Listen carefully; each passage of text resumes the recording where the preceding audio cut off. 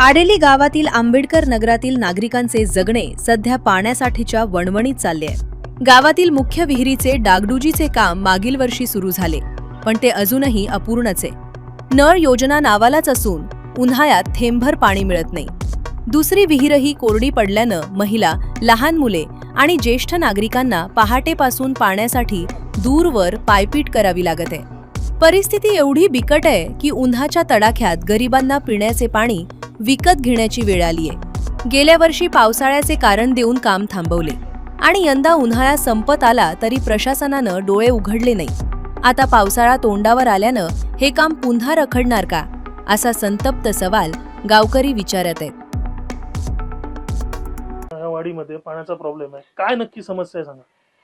पाणी आम्ही दरवर्षी असं झालं, हे गेल्या वर्षीचं काम आहे तर पेंडिंगच आहे आणि म्हणजे मागणी केली सगळी प्रशासनाने, पण त्यांच्याकडे बीडीओ वगैरे त्यांच्याकडे पण आम्ही गेलो, पण त्यांच्यानी काही दखल ती इकडची घेतली नाही।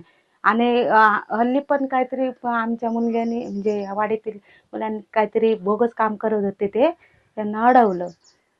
आता काय परिस्थिती आहे? पाणी तुम्हाला कधी मिळतं काय? आता पाणी म्हणजे आता पाण्याची कमतरता भासते, कारण तिकडे विहीर आहे ती सुद्धा सुकी कोरडी झाली। आता सध्या आम्ही पाणी विकत घेतो, ते सुद्धा पाणी मिळत नाही आम्हाला, विकत पण भेटत नाही। इकडे तिकडे जावंच लागतं आम्हाला।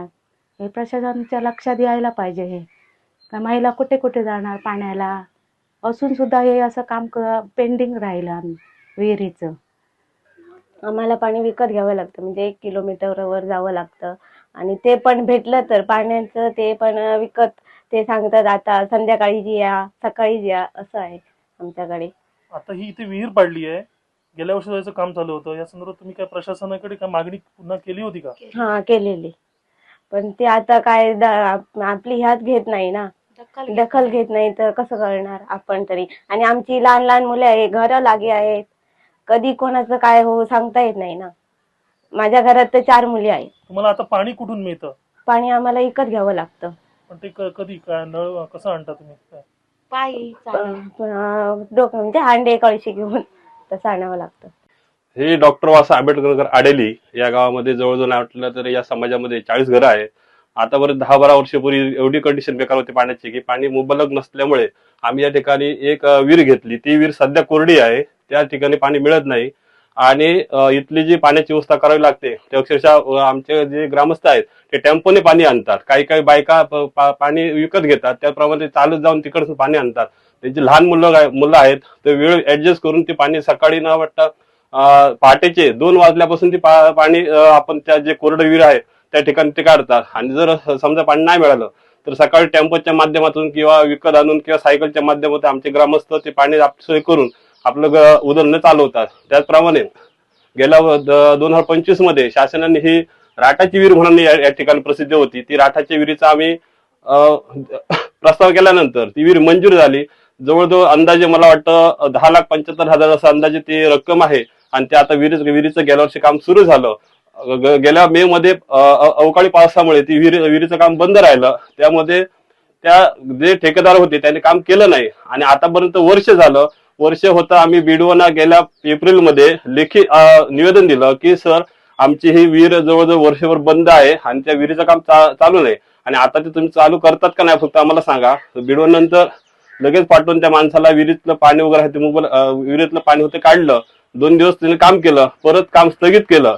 त्यानंतर महिन्याभरानं ते काम सुरू केलं, महिन्याभरानं काम सुरू केल्यानंतर 10 फूट काम केल्यानंतर जे पूर्ण भुयार होतं, भुयार आणि जवळ 8 फूट ते भुयार आहे, ते कालच्या रविवारी व्हिडिओनं आम्ही बोलवलं। व्हिडिओ काल रविवार असणं योग शेवटलं नाही, त्यानंतर शिंदे साहेब आले, शिंदे साहेबांनी बघितले ती परिस्थिती काय ते भुयार आम्ही त्यांना सांगितलं मग ते जे होते ते भुयार बुजवा तुम्ही, जर भविष्यात त्या भुयारावर पाणी राहिलं तर माझी इथली जमीन खचू शकते आणि उद्या भविष्यात मोठा हानी होऊ शकतो।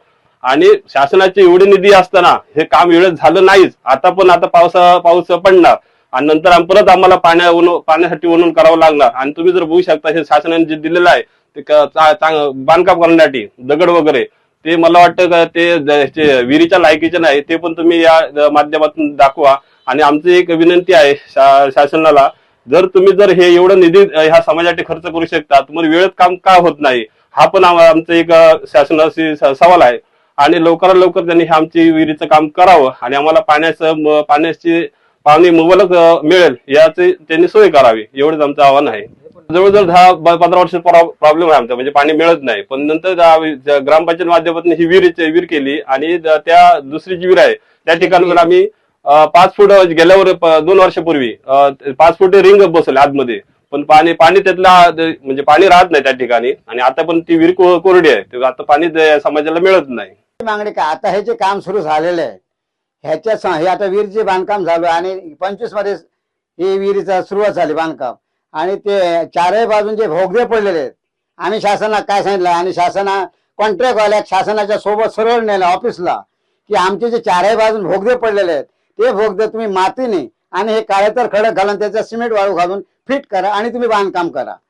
त्याच्यानंतर त्यांच्यानी थोड्या दिवसामध्ये आले, नुसतं फक्त रिंग घातल्याने तो रिंग पण मोडला.